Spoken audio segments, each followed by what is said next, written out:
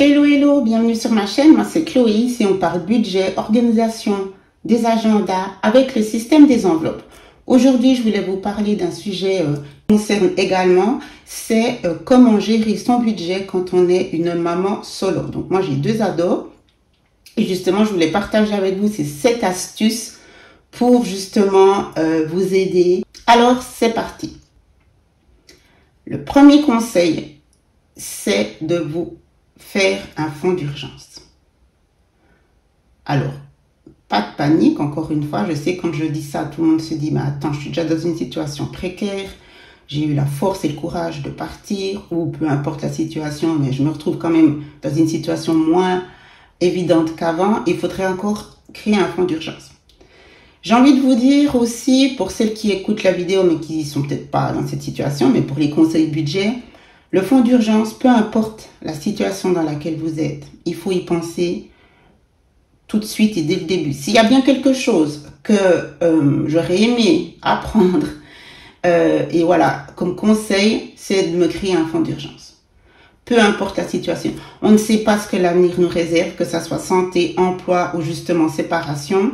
Si on a créé un fonds d'urgence puis que les choses arrivent des années plus tard, eh bien, on est reconnaissant d'avoir ce pécule pour nous aider. Le fonds d'urgence est là pour une tuile qui nous tombe sur la tête. Évidemment, c'est une tuile qu'on ne souhaite pas, ni à nous ni aux autres, et qu'évidemment, on n'a pas vu venir.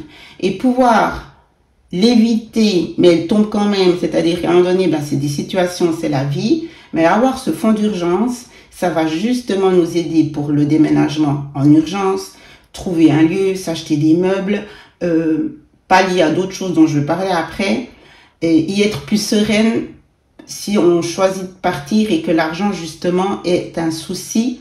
Savoir qu'on a mis de côté pendant plusieurs années, ça va nous donner cet élan pour partir ou pour se dire que c'est possible. Voilà. Donc le fonds d'urgence, c'est la clé, peu importe la situation. Si vous venez de vous séparer, vous êtes en séparation, vous êtes en réflexion ben, mettez-le en place tout de suite. Déjà ça.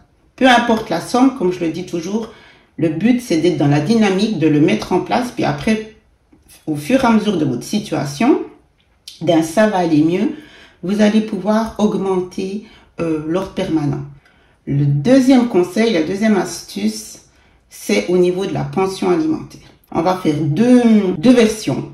La première version, c'est, voilà, la pension, elle tombe tous les mois, c'est régulier, il n'y a pas de souci. C'est donc une entrée que vous devez budgétiser comme un salaire, comme des aides que vous avez droit, etc. C'est vraiment quelque chose que vous budgétisez dans votre fameux budget mensuel. Si la pension n'est pas régulière, il y a des soucis, etc., il est difficile de la budgétiser. Vous ne pouvez pas l'intégrer dans votre budget comme justement un salaire qui tombe tous les mois. Sinon, vous allez mettre à mal votre budget. Alors, je sais bien que ça doit être vraiment difficile et c'est stressant d'être dans ces situations-là. L'idée, encore une fois, on dit merci au fonds d'urgence.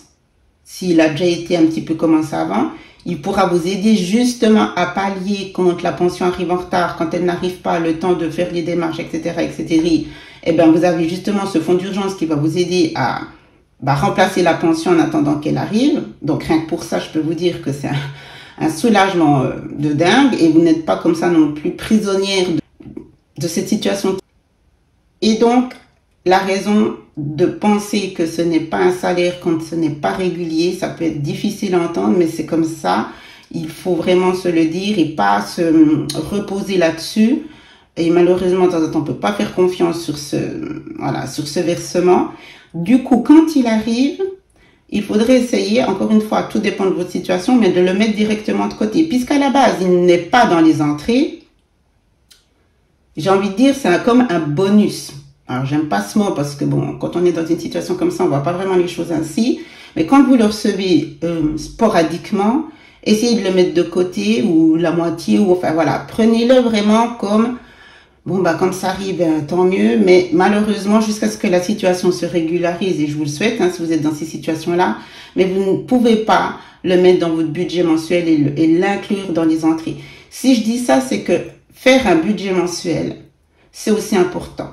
C'est très important quand dans toutes les situations quand on veut reprendre son budget en main, mais quand on a, entre guillemets, pas vraiment le choix, il faut le faire de toute façon, à mon sens, mais quand on arrive dans des situations, on est obligé de se poser des questions, on dit maintenant, comment je vais faire? La clé, la base, c'est justement d'avoir sa feuille de budget mensuel et donc de s'y lancer et de tout refaire, tout revoir, parce qu'effectivement, en plus, tout va changer. Vous devrez repenser aux factures annuelles, à l'assurance maladie, vous avez des aides, vous n'avez pas d'aide, le loyer n'est plus le même. Donc en fait, il faut tout revoir. C'est une nouvelle étape dans votre vie et cette étape-là n'a plus rien à voir avec l'autre. Il faut tout refaire, reprendre sa paperasse et tout faire de A à Z, scanner et vous projeter, pension, pas pension, justement faire avec, dans l'idée, je vous le souhaite pas, mais une pension sporadique et du coup faire un budget réaliste. C'est pour ça que je vous dis, il faut pas le compter dans les entrées. Il faut faire un budget réaliste parce que sinon vous allez à chaque fois, en fait, si vous l'incluez ici et qu'elle vient pas, vous allez être complètement chamboulé ici, ce qui est logique, hein. Donc, l'idée vraiment, soyez vigilante avec ça. La pension, elle doit être vraiment budgétisée. Et votre budget, vous devrez prendre le temps, tout détailler. Et j'ai envie de vous dire aussi que le système des enveloppes serait parfait et le bon moment pour le débuter. Parce que du coup, vous pouvez vous faire une catégorie fonds de secours. Vous pouvez vous faire cette fameuse catégorie pension alimentaire et la mettre en épargne. Vous pouvez vraiment vous créer quelque chose de très intéressant qui va aussi vous aider à gérer cette nouvelle vie au niveau des finances. Et vous donner aussi une motivation parce que ça va être quelque chose d'émotionnellement assez violent et dur, que vous les choisissez ou pas, encore une fois. Donc, si vous avez des bonnes bases saines et logiques et concrètes, vous allez vraiment vous en sortir, en tout cas beaucoup plus facilement. La troisième astuce, troisième conseil, c'est de réduire ses dépenses. Donc, on reste sur cette idée de budget. C'est d'une logique, j'ai envie de vous dire, mais tout de même, parfois, on est pris dans ce tsunami, on a, je le répète, des émotions, ce qui est logique autour de nos enfants, de la situation. Et parfois, c'est vrai, on se dit, les finances, c'est pas le premier de mes soucis, j'ai des choses plus graves. Et effectivement, de temps en temps, il y a des choses beaucoup plus graves. Il faut essayer de vous dire, mais je peux pas faire l'autruche longtemps. Parce que sinon, ça va s'ajouter au problème et ça va faire aussi que le côté émotionnel et la situation des enfants, ça va pas non plus aider si vous-même vous êtes encore plus stressé, angoissé à cause des finances. Qu'il y ait au moins quelque chose sur un point où vous pouvez être un petit peu plus sereine. Réduire les dépenses, c'est expliquer à nos enfants. Voilà, maintenant on va changer de maison, on va changer d'appart, maman elle va moins gagner ou maman pour l'instant nanny. Vous n'aurez plus la même situation, en tout cas de mon côté. Donc voilà, certains plaisirs, l'argent de poche, enfin, chaque situation est différente. La communication, comme je dis souvent, c'est la clé. Donc prendre ce temps-là aussi de parler à nos enfants pour leur expliquer que la vie, elle va changer. Mais ce qui compte évidemment, c'est notre amour, c'est notre soutien parce qu'on est là. Mais que le côté pécunier va évoluer, il sera plus le même. Ça va aussi vous aider à vous rebudgétiser votre vie et réduire. On peut pas, ce qui est logique, continuer la même vie qu'on avait, si elle était à ce niveau-là, et que vous, par rapport à la situation, vous êtes là, puis vouloir donner toujours aux enfants, parce que j'en parlerai plus tard, il peut y avoir une culpabilisation, et je vous le dis, il n'y a pas à en avoir une, je développerai plus tard, mais c'est pas le bon calcul, c'est le cas de le dire, de vouloir pour leur bonheur. Le bonheur, il n'est pas au niveau des achats, des nouvelles baskets et puis de garder le même standing. Si on est dans la communication, qu'on leur explique que c'est un moment comme ça, puis que ce qui compte, c'est qu'on soit ensemble, puis que ça va aller, puis qu'il y aura une évolution, puis enfin, etc., l'enfant va comprendre. Mais vous devez être aussi, vous, humble, et c'est pas facile quand on a une vie assez aisée, puis tout d'un coup, on se retrouve carrément de l'autre côté, mais je pense que l'essentiel est ailleurs, et je suis sûre que vous partagez cet avis. Donc vraiment de discuter avec eux pour pouvoir vraiment serrer les boulons, baisser les dépenses assez drastiquement. De temps en temps, il faut vraiment être un petit peu strict pour que finalement l'évolution puisse reprendre plus rapidement par la suite. Donc c'est-à-dire on réduit tout, on va à l'essentiel Et ensuite, du coup, vos finances vont mieux aller quand vous serez aussi à jour par rapport à la pension, de voir un petit peu comment ça se passe. De temps en temps, au début, tout va bien, puis tout d'un coup, ça commence à coincer. C'est pour ça qu'il faut pas rester là-haut, tout de suite être dans une certaine rationalité. Et puis comme ça, vous prenez le temps de voir venir la vague, j'ai envie de vous dire. Donc ça aussi, il faut avoir ce recul de se dire, je reste prudente. Oui, j'ai de l'argent de côté, par exemple, si vous aviez déjà de l'argent de côté, n'allez pas le dépenser dans des nouveaux meubles. Soyez quand même... comment je veux dire ça? Par expérience, je vous le dis, parce que on entend beaucoup... l'argent, vous le savez tout, ça part vite. Et puis quand de temps en temps la situation pour X raisons dégénère, par exemple la séparation se passait bien, puis d'un coup ça coince, vous se seriez dit, c'est dommage, j'avais un pécule de côté que j'ai dépensé dans des meubles que j'aurais pu acheter en seconde main.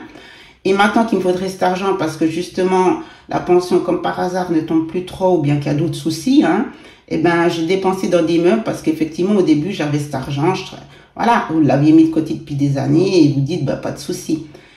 C'est pas pour penser tout de suite qu'il y aura des soucis, mais j'ai envie de vous dire, gardez le plus possible d'argent de côté. Et même si vous avez de l'argent de côté, réduisez vos dépenses. N'hésitez pas à demander de l'aide aussi. Parfois, c'est pas facile parce qu'on se dit oui, mais non, je peux m'en sortir. N'attendez pas le moment de non-retour où vous êtes coincé. Si vous avez droit à des aides, vous les demandez. Il faut pas commencer de se la jouer parce que c'est une situation qui peut perdurer, c'est pas simple. Et c'est quand même mieux sereinement d'être quand même détendu, puis justement d'avoir un budget qui est cohérent et qui fait du bien pour vous, pour vos enfants, etc. Donc, les dépenses, le budget mensuel, tout ça, ça va avec la pension. On est vraiment dans le cadre de gérer ses entrées et ses sorties. Le quatrième conseil, c'est de rembourser vos dettes, si vous en avez, qui ont le taux d'intérêt le plus haut. Donc ça, c'est la méthode de l'avalanche. Je vous ai fait une vidéo, donc je la mets dans le petit. C'est important, ça va toujours dans cette idée de réduire les dépenses, de se débarrasser des vieilles casseroles. Donc c'est vraiment important de miser au fur et à mesure. Évidemment, vous en prenez une après l'autre, mais sélectionnez les dettes qui ont le taux d'intérêt le plus haut. Le cinquième point, le cinquième conseil, c'est de penser à des objectifs d'épargne. Encore en épargne. Alors ça va être différent. Le fonds d'urgence, je vous l'ai bien expliqué. L'épargne avec un objectif, ça c'est le fonds d'amortissement, pour être vraiment précise. C'est différent parce que justement, il y a un objectif. Donc quand vous êtes en train de constituer votre fonds d'urgence pour la fameuse tuile qu'on ne souhaite pas, c'est différent de mettre de côté pour un objectif. L'objectif, ça peut être Noël, ça peut être un anniversaire, ça peut être un achat de meubles justement, mais là au début on n'a pas les sous, donc on fait avec ce qu'on a, mais je vais le mettre en objectif pour dans tant de temps. C'est intéressant aussi de faire cette démarche pour que vous soyez le moment venu, donc on dit Noël, à l'aise aussi. Je le répète, peu importe le montant, mais ça va vous permettre au fil du temps de pouvoir aussi vous accorder et accorder à vos enfants une fête, un cadeau, quelque chose de sympa.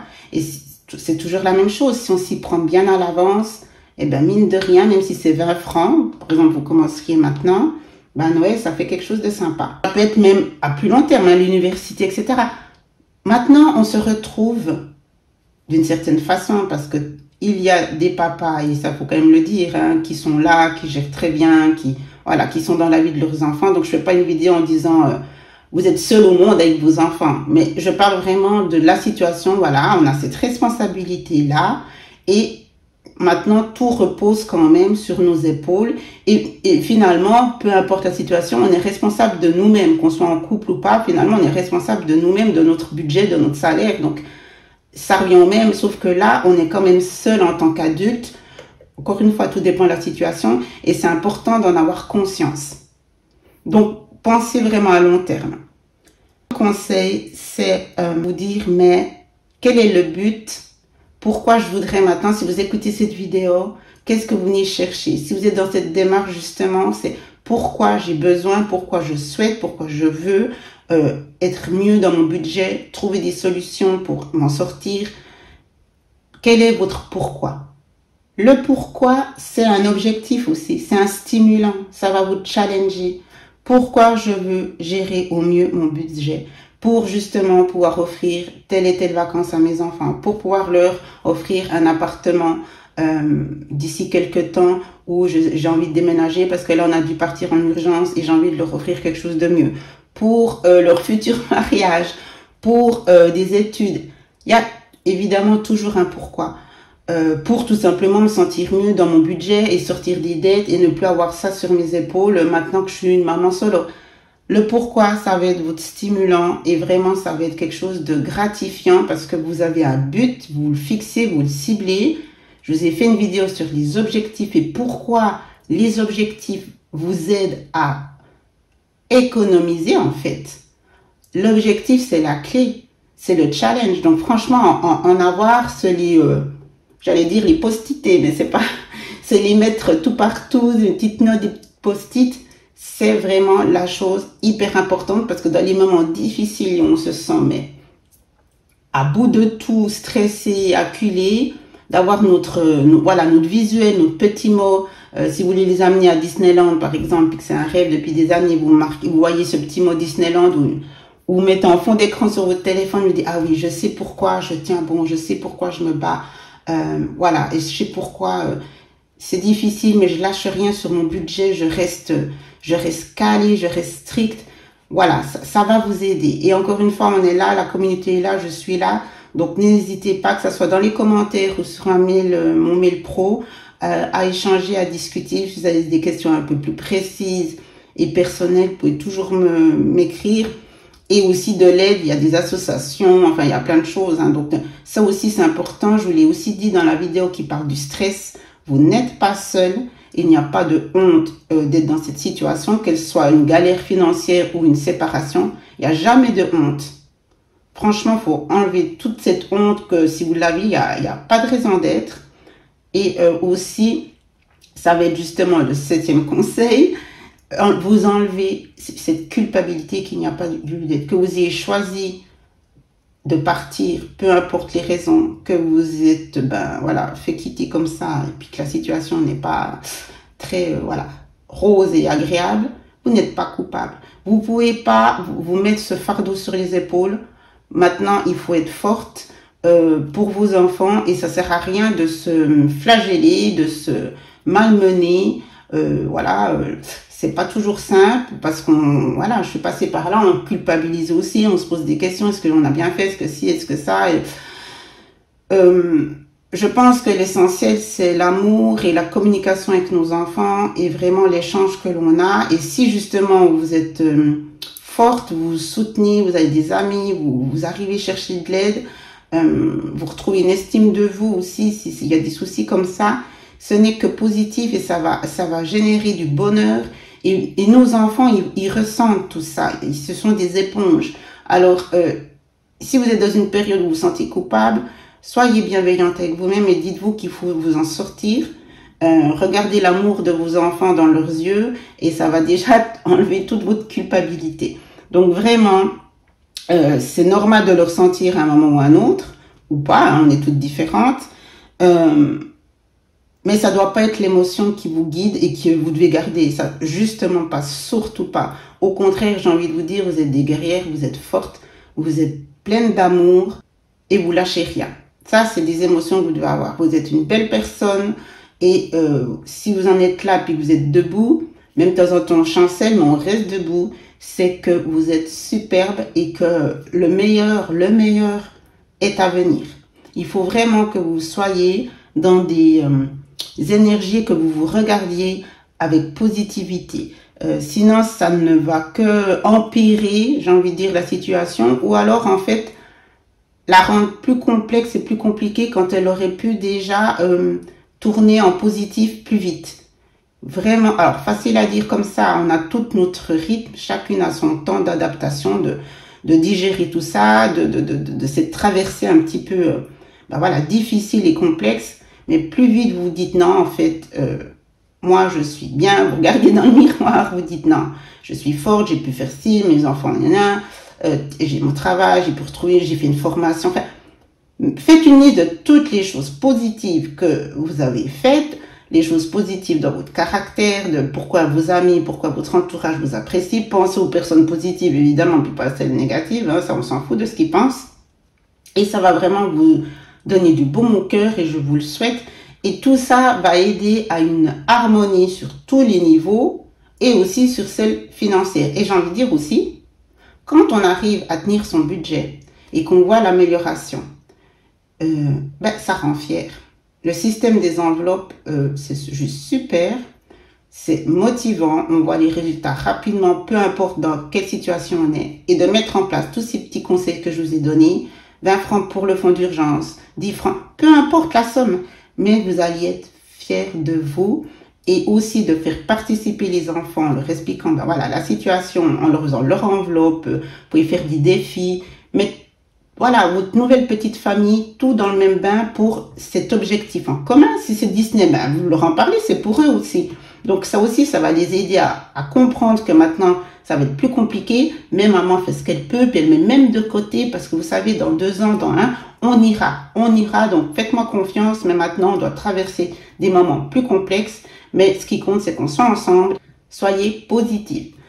J'espère que ces conseils vous ont aidé. Je vous attends dans les commentaires. N'hésitez pas à liker, à partager. Merci de vous abonner. Je vous souhaite vraiment, vraiment, vraiment tout le meilleur. Ne lâchez rien. Je vous embrasse. Ciao, ciao.